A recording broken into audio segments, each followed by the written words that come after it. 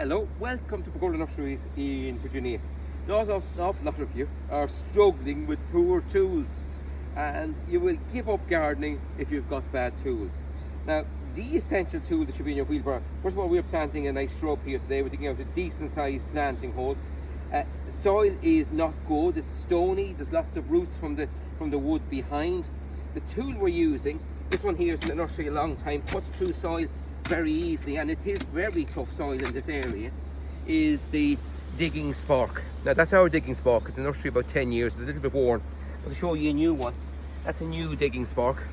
It's all hand forged in one piece, unbreakable. It's the whole way up along. You want to be a terrible elephant altogether to break it. 2 steps on the edge for digging with. But for cutting through soil, digging with a flat blade is crazy. That cuts through soil an awful lot easier. Excellent edge for edging your lawn and for digging out planting holes like we're doing here. So treat yourself to a good tool. When you're planting your plants, dig out decent sized planting holes when you're planting them.